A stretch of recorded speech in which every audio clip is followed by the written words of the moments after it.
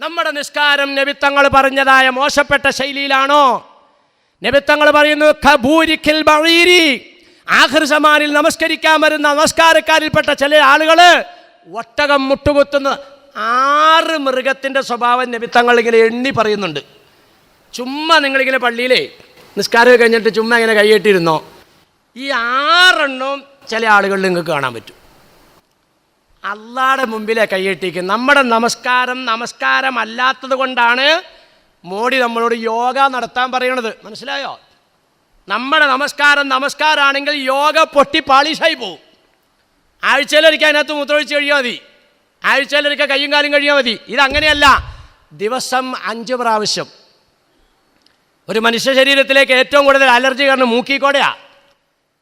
5 ടൈമിൽ 3 പ്രാവശ്യം വച്ച് 15 പ്രാവശ്യം മൂക്കിൻ്റെ ഉള്ളിൽ ശുദ്ധീകരിക്കണമെന്ന് പറയുന്ന സംസ്കാരം നിങ്ങളുടേത് മാത്രമായി ലോകത്ത്, വേറെ എങ്ങുമില്ല. അത് നിങ്ങളുടെ സംസ്കാരം, അത് 3 പ്രാവശ്യം. പക്ഷേ നമ്മൾ ആ രീതിയിൽ ചെയ്യണില്ല. നമ്മളെന്താ ചെയ്യുക? ഒക്കെ ഒന്ന് കൂട്ടി ഇളക്കി വെള്ളം എങ്ങനെ എടുക്കും, വായിലേക്ക് കുറച്ച് വലിച്ചു കയറ്റും, മൂക്കിലേക്ക് 2 ബെല്ലും കയറ്റും. അപ്പോൾ അവിടെ പൊട്ടി. വായിലേക്ക് കയറ്റണ പോലെ മൂക്കിലേക്ക് കയറ്റണം. എന്നിട്ട് എന്ത് ചെയ്യണം? വായിലെ കുലുക്കി തുപ്പണം. മൂക്കിലത് ഇങ്ങനെ ഈ 2 വിരൽ കൊണ്ടിട്ട് ഇങ്ങനെ പിടിച്ചിട്ട് ഇടത്തെ കൈയിൻ്റെ ചൂണ്ട് വിരലും തന്ത് വിരലും കൂട്ടിയിട്ട് അങ്ങനെ ചീറ്റണം. ഇതാരാ ചെയ്യണത്? എന്തൊന്നും ഒന്നുവാണോ? ഞാനിപ്പോൾ അതൊന്നും പറയണില്ല. ഒന്നും മൂത്രമൊഴിക്കലൊന്നും പറയാതിരിക്കല നല്ലത്. അതൊക്കെ അവിടെ നിൽക്കട്ടെ. ഈ നബിത്തങ്ങൾ പറഞ്ഞ ഹദീസ് ഞാനിത് 6 എണ്ണം ചുമ്മാ എന്നങ്ങ് പറഞ്ഞേക്കാം, എന്നിട്ടാണ് നിർത്തിയേക്കാം. 6 മൃഗങ്ങളുടെ ശൈലി നമസ്കാരത്തിൽ കടന്നു വരുന്നൊരു കാലഘട്ടം വരുമെന്ന് നമ്മൾ അങ്ങനെയല്ല കാണുന്നത്. ആയത്തെടുക്ക്. ഖുൽ ഹൽ നുനബ്ബിഉകും ബിൽ അഖ്സരീന അഅ്മാല അല്ലദീന ളല്ല സഅയ്യുഹും ഫിൽ ഹയാത്തിദ് ദുനിയാ വഹും യഹ്സബൂന അന്നഹും യുഹ്സിനൂന സുന്നാ. എനിക്ക് പറയാൻ പേടിയായിട്ട് ഞാൻ എന്ത് ചെയ്യുന്നു പറഞ്ഞോ, ഒരു നിസ്കരിക്കുന്ന ഒരാളോട് പറയാൻ വേണ്ടി ഒരു ചങ്ങാതിനെ പറഞ്ഞേപ്പിച്ചു. ആ മുമ്പിലായിട്ട് അങ്ങനെ നിൽക്കിരിക്കില്ലെന്ന് പറയാൻ പറ, ഇങ്ങനെ ചെയ്യാൻ പറ. ഞാൻ പേടിച്ചിട്ടാ, കാരണം ചിലപ്പോൾ ചീത്ത പറയും. കാരണം മൂല്യാക്കന്മാരെ ഇഷ്ടമല്ല ഈ മൂപ്പരിക്കും. അപ്പം ഞാൻ ആ ആളെ പറഞ്ഞേപ്പിച്ച് കഴിഞ്ഞപ്പോൾ അയാൾ ചെന്ന് പറഞ്ഞപ്പോൾ അയാൾ കൊടുത്ത മറുപടി, നീ നിക്കരിക്കലോ തുടങ്ങുന്നതിന് മുമ്പ് ഞാൻ നിക്കരിക്കലോ തുടങ്ങിയതാടാ. അപ്പം എങ്ങനെയുണ്ട്? ഉണ്ടോ? അതാ നീ പറഞ്ഞ വലിയ പാടായത് തിരുത്താൻ. നബിത്തങ്ങൾ പറയാണ്, നിസ്കാരക്കാർ വരും കബൂരിഖിൽ ബഈരി, ഒട്ടകം മുട്ടുകുത്തുന്നത് പോലെ. ഉണ്ടോ? നോക്കിക്കേ, ഞാൻ അള്ളാഹുടെ മുമ്പിൽ കൈയ്യട്ടണതിനെ പറ്റി പറഞ്ഞു ഇടയ്ക്ക്. അല്ലാഹു അക്ബർ, എവിടെയാ ബഹുമാനികളെ ഖൗഫ് പറ. എന്നിട്ട് ഒട്ടകം മുട്ടുകുത്തുന്ന പോലെ തങ്ങൾ പറയാൻ, ആ പാർട്ടിക്കാർ സുജൂദ് ചെയ്യുന്നത് ഒട്ടകം മുട്ടുകുത്തുന്നത് പോലെ. ഒട്ടകം മുട്ടുകുത്തുന്നത് എങ്ങനെയാ? ആദ്യം കൊണ്ടുവന്ന് കൈ കുത്തും, എന്നിട്ടാണ് കാലും അടക്കുക. ഇതുപോലെ നിസ്കാരത്തിൽ ആദ്യം ഇങ്ങനെ കൈ കൊണ്ട് നടുവേദനയുള്ള ആൾ അതിൻ്റെ മാതിരിക്ക് നിൽക്കിരിക്കണം. ആരും ലാ യുകല്ലിഫുല്ലാഹു നഫ്സൻ ഇല്ലാ ഉസ്റഹാ. പറ്റാത്തത് ആരോടും അല്ലാഹു തആല കൽപ്പിക്കണില്ല. നിൽക്കാൻ പറ്റില്ലെങ്കിൽ ഇരിക്കാനാ പറഞ്ഞത്. പക്ഷെ ഇപ്പം ആ ചാൻസാണ് കൂടുതൽ എല്ലാവരും ഉപയോഗിക്കുന്നത്.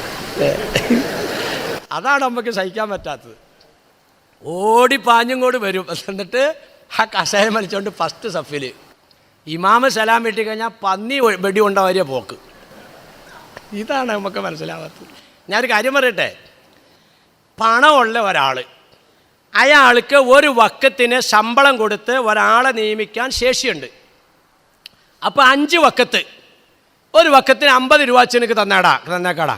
അപ്പോൾ 5 25 250 രൂപ നിനക്ക് ഞാൻ ഡെയിലി ശമ്പളം തന്നേക്കാം. 5 നേരവും ഞാൻ നിസ്കരിക്കുമ്പോൾ മറിഞ്ഞു പോകാതെ നീ എന്നെ പിടിച്ചോളണം. ഇങ്ങനെ പിടിപ്പിക്കാൻ ശേഷിയുള്ള ഒരാൾ ഇരുന്ന് നിസ്കരിച്ചാൽ നിസ്കാരം ശരിയാവില്ല. അപ്പോൾ എങ്ങനെയുണ്ടെന്ന് പറ. അപ്പോൾ നിസ്കാരമൊക്കെ എവിടെ കിടക്കണു ബഹുമാനികളെ? പടച്ചവനെ, മുൻഗാമികളുടെ നിസ്കാരവും ഞങ്ങളുടെ നിസ്കാരവും വച്ച് താരതമ്യപ്പെടുത്തുമ്പോൾ അള്ളാഹുവേ, ഇതെല്ലാം ഒരു കാട്ടിക്കൂട്ടലാണ് റബ്ബേ. നിൻ്റെ മഹളായ ഫضല് കൊണ്ട്, നിൻ്റെ ഓശാരം കൊണ്ട് അള്ളാഹുവേ, നീ ഞങ്ങളെ രക്ഷപ്പെട്ടവരുടെ കൂട്ടത്തിൽ പെടുത്തി തരണേ അല്ലാ. നമ്മുടെ കാരണന്മാരൊക്കെ നിസ്കരിക്കണത് കണ്ടിട്ടുണ്ടോ ബഹുമാനികളെ? വളവില്ലെങ്കിലും നിസ്കരിക്കാൻ അങ്ങോട്ട് നിന്ന് കഴിഞ്ഞാൽ പിന്നെ എത്ര വളവാ ചിലർക്ക്. ഇന്ന് അങ്ങനെയാണോ? വളവുണ്ടെങ്കിലും നിസ്കരിക്കാൻ നിന്നാൽ പിന്നെ ഞെളിവാണ്. ഉണ്ടോ? ശരിയാണോ ഞാനീ പറയണത്? ആരെങ്കിലും കളിയാക്കാൻ പറയണോ? നമുക്ക് ആ പരിപാടി ഇല്ല ബഹുമാനികൾ. കളിയാക്കണ പരിപാടിയൊന്നും പിന്നെ എവിടെയെങ്കിലും അറിയാണ്ടൊക്കെ വല്ലതും പറഞ്ഞു കഴിഞ്ഞാൽ ഞാൻ മനുഷ്യനാ. ഇപ്പം മലക്കൊന്നുമല്ലല്ലോ. അങ്ങനെ എന്തെങ്കിലുമൊക്കെ പറഞ്ഞു പോയിട്ടുണ്ടെങ്കിൽ മനഃപൂർവ്വം പറയണതല്ല. പടച്ചവനെ, അതിന് ദുനിയാവിൽ ഞങ്ങളെ തമ്മിൽ ഒരുമിച്ച് കൂടി കാണാൻ നീ അവസരം അനുവദിച്ചില്ലെങ്കിൽ നാളെ മഹ്ശറയിൽ അർശിൻ്റെ തണലിൽ ഞങ്ങളെ ഒരുമിച്ച് കൂട്ടി തരണേ അല്ലാ. ഞങ്ങളെ ആരെയും ജബാനിയാക്കൾ പിടിക്കുന്നവരിൽ പെടുത്തല്ലേ പടച്ചവനെ. എനിക്ക് ദുആ അറിഞ്ഞ ഉമ്മാനികളെ, പടച്ചവനോട് തേടിക്കോ. വയസ്സും പ്രായം ഒന്നും പ്രശ്നമില്ലാട്ടോ മക്കളെ, ചെറുപ്പക്കാർ പിള്ളേരോടൊക്കെ ഞാൻ പറയാണ്. പോട്ടെ, അപ്പം എന്താ ഞാൻ പറഞ്ഞു വന്നെന്താ നിസ്കരിക്കാൻ വേണ്ടി അങ്ങോട്ട് നിന്നാൽ അള്ളാൻ്റെ മുമ്പിലാണെന്നുള്ള ശൈലി ഇല്ല ഹുമാനികളെ. അതുകൊണ്ടിട്ട് ഇപ്പോൾ യോഗ ചെയ്യേണ്ടി വന്നു. നിസ്കാരം അള്ളാഹുവിൻ്റെ മുമ്പിൽ അങ്ങോട്ട് നിൽക്കുമ്പോൾ പടച്ചവനെ എന്നുള്ള ശ്രദ്ധ അങ്ങോട്ട് വന്നാൽ ഇങ്ങനെ സുജൂദ് ചെയ്യാൻ പാടില്ല. സുജൂദ് ഒന്ന് പറഞ്ഞപ്പോഴാണ് ഇപ്പോൾ ഇതിലേക്കൊക്കെ കടന്നത്. നിന്ന് നിസ്കരിക്കുന്ന ഒരാൾ ഇരുന്ന് നിസ്കരിച്ചാൽ നിസ്കാരം ശരിയാവില്ല. അയാൾ നിന്ന് തന്നെ നിസ്കരിക്കണം. കാരണം എന്താ? നിസ്കാരത്തിൻ്റെ മൂന്നാമത്തെ ഫർളാണ് കഴിവുള്ളവൻ നിൽക്കുക. ഫർള് ഒഴിവാക്കിയാൽ പിന്നെ നിസ്കാരമില്ല. അതുകൊണ്ട് അത് ശ്രദ്ധിക്കണം. ഞാൻ അങ്ങനെയുള്ളവരോടല്ല പറയണത്. ശേഷിയുള്ള ഒരാൾ സുജൂദിലേക്ക് പോകുമ്പോൾ ആദ്യം കാലിൻ്റെ എങ്ങനെ ഒട്ടകം മുട്ടുകുത്തുന്നത് പോലെ മുട്ടുകുത്തുന്ന നമസ്കാരക്കാരെ, ഇൽത്തിഫാത്ത് ശഅലബി. രണ്ടാമത്തത് കുറുനരി നോക്കണത് പോലെ നിസ്കാരം. എനിക്ക് പറ്റൂല. ഇങ്ങനെ നോക്കണുണ്ട് ഞാൻ നിസ്കാരത്തിലേ. അതുപോലെ ഇങ്ങനെ നിസ്കാരത്തിലായി നോക്കണേ. നിങ്ങളൊന്നും മനസ്സിലാക്കണോട്ടോ. ബഹുമാനപ്പെട്ട യഴൂബ് നബിക്ക് ഒറ്റ നോട്ടത്തിലായി തട്ടപ്പിടി കിട്ടിയത്. ഇത് നമ്മൾ മനസ്സിലാക്കണം. നിസ്കരിച്ചിങ്ങനെ നിൽക്കുമ്പോൾ യൂസുഫ് എന്ന് പറയുന്ന ഇളമ്പുള്ള തൊട്ടരികിൽ കൂടി അങ്ങ് നടന്നു പോയപ്പോൾ കുറുനരിയുടെ നോട്ടം അങ്ങനെയാണെന്ന് നബിത്തങ്ങൾ പറയുന്നത്. ഇൽത്തിഫാത്തി സഅലബി, കുറുനരി നോക്കുന്നത് പോലെ ഇങ്ങനെ ഒരു നോട്ടം നോക്കി യൂസുഫ് നബിയുടെ നേരെ, കുഞ്ഞിൻ്റെ നേരെ. ആ ഒറ്റ നോട്ടം എന്ത് പറ്റി കൊടുത്തു വന്നിട്ട്? കാരണം ഏറ്റവും കൂടുതൽ പരീക്ഷിക്കപ്പെടുന്നത് അമ്പ്യാക്കന്മാരല്ലേ ബഹുമാനികളെ. കണ്ണ് രണ്ടും പോയി. ഉണ്ടായതല്ലേ. അതിൻ്റെ കാരണം ഇതാണെന്നാണ് മുഫസ്സിരീങ്ങളിൽ ഒരു വിഭാഗം രേഖപ്പെടുത്തുന്നത്. അപ്പം നിസ്കാരത്തിൽ നമ്മൾ കണ്ണ് അങ്ങോട്ടും ഇങ്ങോട്ടും വിട്ടാൽ മുന്നിൽ അള്ളാഹുവിനെ നമ്മൾ സങ്കല്പിച്ച പടച്ചോൻ്റെ മുമ്പിൽ കൈകെട്ടിയിട്ട് നമ്മൾ കാര്യം നടക്കാൻ മറ്റു ഭാഗത്തേക്ക് നോക്കുന്നു. നമ്മൾ വർത്താനം പറയാൻ വേണ്ടി ഒരു മാന്യൻ്റെ മുമ്പിൽ ചെന്നിരുന്നിട്ട് അങ്ങോട്ടും ഇങ്ങോട്ടും നോക്കാൻ പറ്റുമോ? അപ്പം പിന്നെ മലിക്കുൽ മുലൂക്കിൻ്റെ മുമ്പിൽ എങ്ങനെയാ ബഹുമാനികളെ? അപ്പം സഅലബ് നോക്കുന്നത് പോലെ, കുറുനരി നോക്കുന്നത് പോലെ തിരിഞ്ഞു നോക്കുക. ഇഫ്തിറാസ് ശഅബി, വന്യം, അതായത് കടുവ അല്ലെങ്കിൽ പുലി, അതൊക്കെയാണ് ആ വകുപ്പിൽപ്പെട്ടത്. അവർ പടിഞ്ഞു കിടക്കുന്നത് പോലെ കിടക്കുക. സുജൂദ് കണ്ട 6 മൃഗത്തിൻ്റെ ശൈലി നിമിത്തങ്ങൾ എണ്ണി പറയുന്നുണ്ട്. ഒട്ടകത്തിൻ്റെ മുട്ടുകുത്തൽ, കുറുനരിയുടെ നോട്ടം, വന്യമൃഗമാണ് പിടിമൃഗം, അതായത് അതിനകത്ത് പുലി, കടുവ അങ്ങനെയുള്ളതൊക്കെ പെടുക, സിംഹം, അവർ കിടക്കുന്നത് പോലെ. അവർ കിടക്കണത് എങ്ങനെയാ? അവർ കിടക്കണത് കയ്യിൻ്റെ മുട്ടും നിലത്ത് വയ്ക്കും, കയ്യിൻ്റെ പാദവും വയ്ക്കും.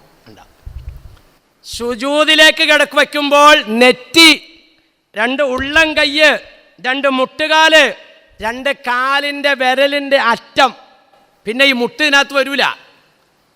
അതുകൊണ്ടാണ് തങ്ങൾ പ്രത്യേകം പറഞ്ഞത് കടുവ അല്ലെങ്കിൽ പുലി കിടക്കുന്നത് പോലെ ഇതെങ്ങനെ പരത്തിയിട്ട്. വളരെ ശ്രദ്ധിച്ചോളണം എൻ്റെ സഹോദരന്മാരെ സഹോദരിമാരെ. അള്ളാഹ്ക്ക് വേണ്ടി അള്ളാഹുവിൻ്റെ മുന്നിൽ ചെയ്യുന്ന ഈ അമലിന് അതിൻ്റേതായ മര്യാദകളുണ്ട്. അതനുസരിച്ച് ചെയ്താലേ ആവൂ. ദുആ വരെ മര്യാദയ്ക്ക് ചെയ്യാൻ താല്പര്യമില്ലല്ലോ. നിസ്കാരം ജീവിതത്തിൻ്റെ പകലിൻ്റെ തുടക്കം. സുബ്ഹി അല്ലാഹുമ്മ ഹ്ദിനി ഫീമൻ ഹദൈത്.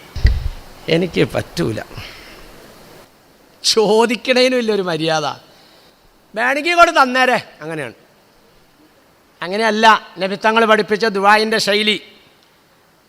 2 കൈയിൻ്റെ വിരലുകൾ അടുപ്പിച്ച് നെഞ്ചിൻ്റെ നേരെ അല്ലെങ്കിൽ മുഖത്തിൻ്റെ നേരെ ഹംദ് കൊണ്ട് സലാത്ത് കൊണ്ട് തുടങ്ങി ഹംദ് സലാത്ത് കൊണ്ട് അവസാനിപ്പിച്ച്.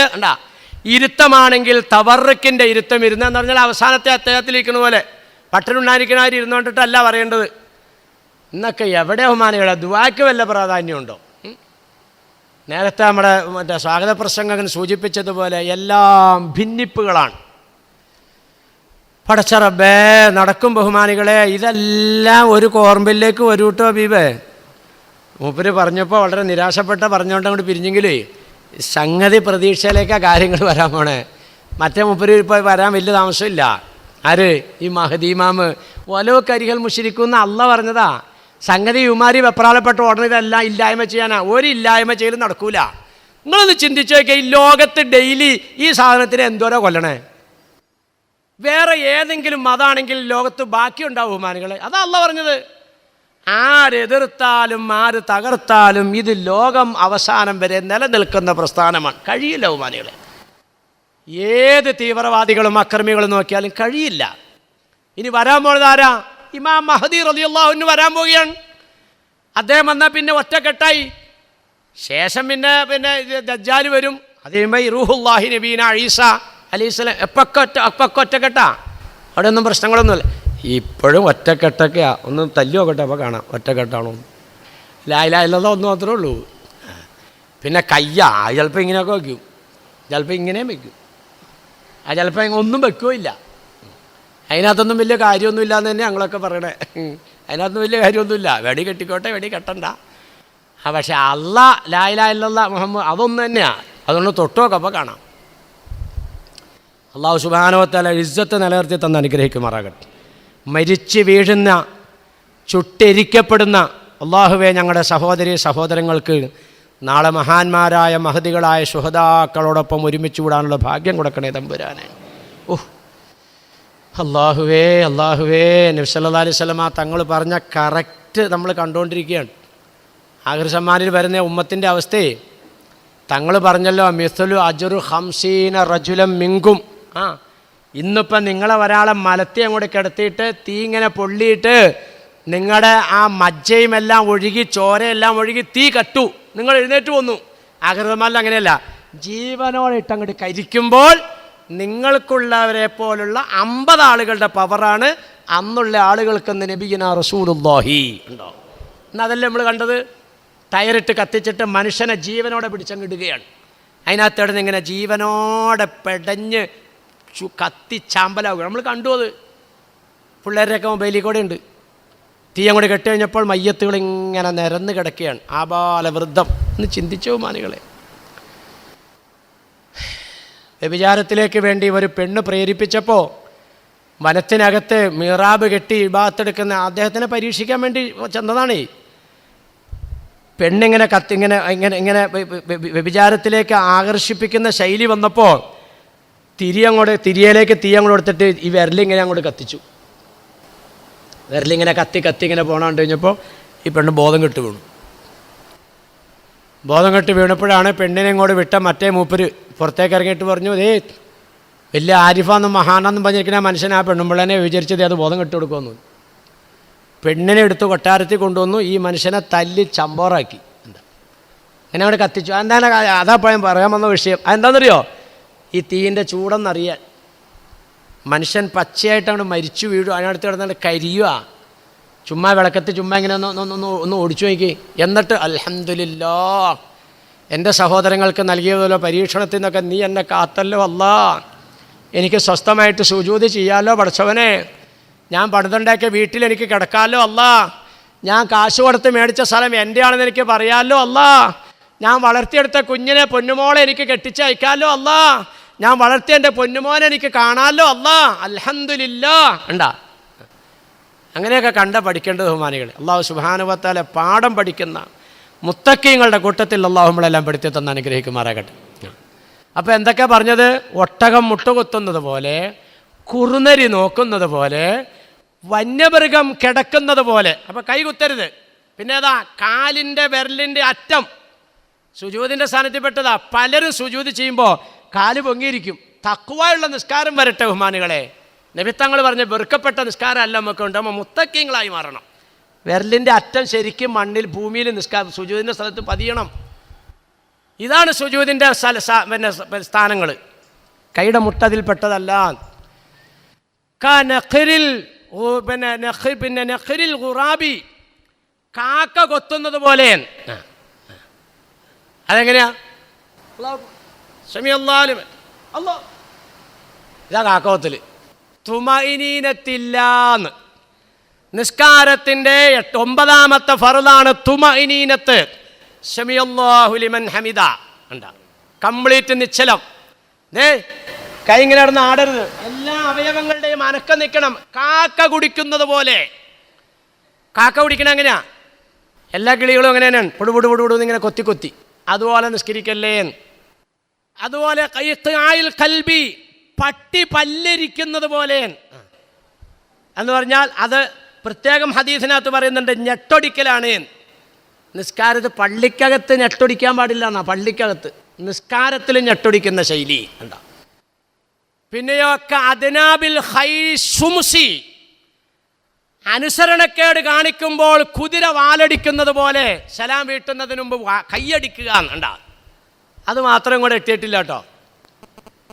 മുട്ടൂത്തിൽ വന്നിട്ടുണ്ട്, പിന്നെ പടിഞ്ഞുകിടക്കൽ വന്നിട്ടുണ്ട്, പിന്നെ വെള്ളം കുടിക്കുന്ന പോലെ വന്നിട്ടുണ്ട്, ഞെട്ടൊടിക്കൽ വന്നിട്ടുണ്ട്. ഇനി വരാത്തെന്താ? നമ്മൾ ഹറമിലൊക്കെ ചെല്ലുമ്പോൾ കാണാം, ഈ അത്തഹിയ്യാത്ത് ഇങ്ങനെ ഓതിയിട്ട് സലാം ഇടുന്നതിന് മുമ്പ് തൊടയിലിങ്ങനെ അസ്സലാമു അലൈക്കും. അത് നബിത്തങ്ങൾ പറഞ്ഞത് ഇങ്ങോട്ട് എത്തിയിട്ടില്ല. ഇനി ഏതെങ്കിലും പോത്ത് കാണിക്കുമ്പോൾ ബാക്കിയുള്ളതിനെ അനുകരിക്കും, അങ്ങനെയാണ്. അല്ലാണ്ട് ഇപ്പോൾ ആലിമ്യങ്ങൾ പറഞ്ഞോടത്ത് അനുസരിക്കുമല്ലോ. ആഖിർ സമാൻ വരുമൂന്ന് ഇതുങ്ങളെയൊക്കെ ഒഴിവാക്കും. യഫിറൂന മിനൽ ഉലമാഇ വൽ ഫുഖഹാഇ യബ്തലിഹുമുല്ലാഹു ബിസലാസി ബലിയാത്തിൻ യർഫഉല്ലാഹുൽ ബറകത മിൻ കസ്ബിഹിം യുസല്ലത്തുല്ലാഹു അലൈക്കും സുൽത്താനൻ ളാലിമൻ യഖ്റുജൂന മിനദ് ദുനിയാ ബിഗൈരി ഈമാൻ ഔ കമാ ഖാല റസൂലുള്ളാഹി. ആലിമീങ്ങളോടൊക്കെ അഭിപ്രായം ചോദിക്കുന്നതും അവർ പറയുന്നത് അനുസരിക്കുന്നതൊക്കെ പരിപാടി ഒഴിവാക്കും. അങ്ങനെയുള്ള ഘട്ടം വരുമ്പോൾ ധിക്കാരിയായ ഭരണാധികാരി നിങ്ങളെ ഭരിക്കും. അങ്ങനെയുള്ള കാലഘട്ടം വരുമ്പോൾ സർവ്വകാര്യത്തിൽ അല്ലാഹു തആല ബർക്കത്തിനെ ഉയർത്തിക്കളയും. അങ്ങനെയുള്ള കാലഘട്ടം വരുമ്പോൾ മരിക്കുന്നവൻ ഈമാനില്ലാതെ മരിക്കും. മഅദല്ലാഹ്, അല്ലാഹു തആല നമ്മളെയൊക്കെ കാത്തുരക്ഷിക്കുമാറാകട്ടെ. അതുകൊണ്ട് ബഹുമാനികളെ, സർവസ്വവും അള്ളാഹ്ക്ക് സമർപ്പിക്കുന്നതിൻ്റെ പേരാണ് തഖ്വ. ആ നിലയ്ക്ക് ജീവിക്കാൻ ഇത്രയും നേരം നിങ്ങളുടെ മുമ്പിൽ വർത്താനം പറഞ്ഞ ഈ മഹാസാധുവായ പാപിക്കും അള്ളാഹുവിൻ്റെ അടിയാറുകളായ നിങ്ങൾക്കും അള്ളാഹു തആല വിധിയാക്കി തന്ന് അനുഗ്രഹിക്കുമാറാകട്ടെ. ആമീൻ എന്ന് ദ്വാരുന്നുണ്ട്. അപ്പോൾ അതുകൊണ്ട് എല്ലാവരും ഈ സാധുവിന് വേണ്ടിയിട്ടും ദ്വാരക്കണം. നമ്മളൊക്കെ ഇപ്പോൾ ആദ്യം കാണണമെന്നല്ല, ഇവിടെ ഇരിക്കുന്നവരൊക്കെ 99% ആൾക്കാർ നമ്മളൊക്കെ തമ്മിൽ പരിചയമുള്ളതാണ്. പറഞ്ഞതിലും കേട്ടതിലുമൊക്കെ നിങ്ങൾക്ക് എന്തെങ്കിലും വെറുപ്പോ വിഷമോ ഉണ്ടാകാവുന്ന എന്തെങ്കിലുമൊക്കെ പരാമർശങ്ങൾ വന്നു പോയിട്ടുണ്ടെങ്കിൽ അതൊക്കെ നിങ്ങൾ എന്നോട് മാപ്പാക്കണം, ക്ഷമിക്കണം, പൊരുത്തപ്പെടണം. ഇനി വലിയ താമസമൊന്നുമില്ല ബഹുമാനികളെ. ഇനിയിപ്പോൾ ആകെപ്പാടെ ഉള്ളത് പിന്നെ 6 കൊല്ലവും കൂടെ ഉണ്ട്, അത്രേ ഉള്ളൂ. അപ്പോൾ ഇയാളല്ലേ പറഞ്ഞാൽ ഇന്നിപ്പോൾ വീട്ടിൽ ചെല്ലുമെന്ന് ഉറപ്പില്ല, എന്നിട്ട് പിന്നെ ഇങ്ങനെ 6 കൊല്ലമെന്ന് പറഞ്ഞാൽ എന്താ? അതൊരു കണക്കാണ് കേട്ടോ. ആ കണക്കിലേക്കൊന്ന് ബന്ധിപ്പിച്ച് നരച്ചവരൊക്കെ ഒന്ന് സംസാരിച്ചോ. ഇപ്പം എത്രയായി? ഇനിയിപ്പോൾ ഒരു 3 കൊല്ലോടെ ഉണ്ട് ചങ്ങാതി. 60 വയസ്സായ ആളങ്ങ അങ്ങനെ പറയാവുള്ളൂ. ഇനി ഒരു 3 കൊല്ലവും കൂടെ ഉണ്ട്. 64 ആളെന്താ പറയേണ്ടത്? ഇപ്പം എത്രയായി? 1 കൊല്ലം ഓർത്തേക്ക് ഇത് നിൽക്കുക ഉണ്ടാ. പൊന്നാര നബി അഷ്റഫുൽ ഖൽഖ് മുത്ത് മുഹമ്മദ് റസൂലുള്ളാഹി തങ്ങൾ പോയത് 63-ലാണ് കണ്ടാ. അപ്പം 64 ആൾ 1 കൊല്ലം ഓർത്തേക്ക് ചെയ്തു. ഇപ്പം 57-ലേക്ക് കടന്നു. അപ്പം 57-ഉം 6-ഉം അതാണ്, അങ്ങനെ പറഞ്ഞു എന്ന് ഉത്തരവുള്ളൂ. അപ്പോൾ അതുകൊണ്ട് ബഹുമാനികളെ, ഇതൊക്കെ ചുമ്മാ പറയുകയാണ്. മരിച്ചു എന്ന് കേട്ടാൽ നിങ്ങളൊക്കെ ഈ മഹാപാവിക്ക് വേണ്ടി ദ്വാരക്കണം. നിങ്ങളുടെയൊക്കെ പള്ളിയിൽ മയ്യത്ത് നിസ്കരിക്കണമെന്ന് ഞാൻ പ്രത്യേകമായിട്ട് വസീയത്ത് ചെയ്യാണ്. അതുപോലെ പെങ്ങന്മാരെ, സഹോദരിമാരെ, നിങ്ങൾക്കൊക്കെ ചരിത്രം കേൾക്കലാണ് ഇഷ്ടമെന്ന് എനിക്കൊക്കെ അറിയാം. പക്ഷേ ചരിത്രമൊക്കെ ഞാനിങ്ങനെ തൊട്ടുപിടിച്ചു പോയേ ഉള്ളൂ. എന്തായാലും പറഞ്ഞതും കേട്ടതും ഒക്കെ അല്ലാഹു തആല നമുക്കൊക്കെ ഇരു ലോകത്തും ഫലപ്പെടുത്തി തന്ന് അനുഗ്രഹിക്കട്ടെ. എൻ്റെ പെങ്ങന്മാരും സഹോദരിമാരും ഒക്കെ മരിച്ചു എന്ന് കേട്ടാൽ പടച്ചോനെ ഒരു വിവരം ഇല്ലെങ്കിലും ഞങ്ങളുടെ കളമശ്ശേരിയിലൊക്കെ ഒന്ന് വളവളാന്നൊക്കെ പറഞ്ഞുകൊണ്ട് പോയതാണ്. ഇപ്പോൾ കുഴിച്ചിട്ടല്ലോ പടച്ചോനെ, നീ പുറത്തു കൊടുക്കണേ അല്ലാ. അങ്ങനെ ഒരു ദുആ നിങ്ങളുടെയൊക്കെ ഭാഗത്തുനിന്ന് ഉണ്ടാവണം. അതുപോലെ ഇൻഷാ അല്ലാ ഞാൻ ഇപ്പം അങ്കമാലി പള്ളിയിലാണ്. അപ്പോൾ അവിടെ എന്തായാലും ഇപ്പോൾ അൽഹംദുലില്ലാഹ് ഇപ്പോൾ പള്ളിയൊക്കെ വിപുലീകരിച്ചതോടുകൂടി ധാരാളം ജനങ്ങൾ നിസ്കരിക്കാൻ വരികയാണ്. അത് 4 നിലയും ചിലപ്പോൾ നിറഞ്ഞിട്ടുണ്ടാവും. എത്രയുണ്ടെങ്കിലും ഇൻഷാ അല്ലാഹ് നിങ്ങളുടെയൊക്കെ മരണവാർത്ത എനിക്ക് കിട്ടിയാൽ ഞാനും നിങ്ങൾക്ക് വേണ്ടി അവിടെ ദുആ ഇറക്കാം, മയ്യത്ത് നിസ്കരിപ്പിക്കാം എന്നൊക്കെ നിങ്ങളോട് ഞാൻ വാക്ക് തരികയാണ്. അല്ലാഹു സുബ്ഹാനഹു വ തആല നമ്മുടെ മക്കളും കുടുംബക്കാരും ഒന്നും അറിയിപ്പും അപേക്ഷയും കൊടുക്കാതെ തന്നെ നമുക്ക് വേണ്ടി ജനങ്ങൾ മയ്യത്ത് നിസ്കരിക്കാവുന്ന ഒരു നിലവാരത്തിലേക്ക് അല്ലാഹു നമ്മുടെ ഇരുകൂട്ടരുടെയും ജീവിതം എത്തിച്ചെന്ന് അനുഗ്രഹിക്കുമാറാകട്ടെ. അവിടെയാണ് കേട്ടോ വിജയം, അവിടെ വിജയം. അല്ലാണ്ട് ചുമ്മാ കൈ കൊടുത്ത് കത്തീവിനോടത്ത് നിസ്കരിപ്പിക്കുന്നതിൽ വലിയ കാര്യമൊന്നുമില്ല. അവിടെയാണ് വിജയം. നിസ്കരിക്കുമ്പോൾ നബിത്തങ്ങൾ പറഞ്ഞല്ലോ, അഖ്ലിസു ലഹു ദുആക, മയ്യത്തിന് നിങ്ങൾ നിസ്കരിക്കുമ്പോൾ ആത്മാർത്ഥമായി ദുആ ചെയ്ത് നിസ്കരിക്കണോ ഉണ്ടാ. കളമശ്ശേരി ഞാലമ്പള്ളിയിൽ ഖത്തീബ് ഉസ്താദ് എഴുന്നേറ്റിട്ട് അസ്സലാമു അലൈക്കും ആരും പോകല്ലേ, നമ്മുടെ അങ്കമാലി പള്ളിയിലെ ബാബാ മുസ്ലിയാർ മരിച്ചുപോയി, അതുകൊണ്ട് എല്ലാവരും നിസ്കരിച്ചിട്ടേ പോകാവുള്ളൂ. അപ്പോൾ ആൾക്കാരൊക്കെ എണിച്ചിരിക്കുകയാണ്. അപ്പോൾ എണിച്ച് എന്ന കൂട്ടത്തിൽ ഖത്തീബ് ഇത് പറഞ്ഞപ്പോൾ ഒരു കാക്ക അടുത്തിരിക്കുന്ന കാക്കാട്ട് ചോദിച്ചു, ഈ അങ്കമാലി ബാബാ മുസ്ലിയാർ എന്ന് പറഞ്ഞാൽ നമ്മുടെ ടൗൺ ഹാളിൽ വന്ന ആ തോളത്തെ പുതപ്പൊക്കെ എടുത്ത് നിന്ന് ആ പ്രസംഗിച്ച ആ പുള്ളിയാണോ ഡങ്ങാതി? ആ ശൈത്താനാണ് ഈ പറഞ്ഞ മരിച്ചു വന്നത്. അപ്പോൾ മറ്റേ കാക്ക ആ മുക്കാണോ? ആ മുക്കാണ്. അപ്പോഴത്തേക്കും ഖത്തീബ് ഉസ്താദ് അല്ലാഹു അക്ബർ. അപ്പോൾ ഈ രണ്ട് കാക്കാന്മാരും അല്ലാഹു അക്ബർ. ഒരു കാര്യമില്ല.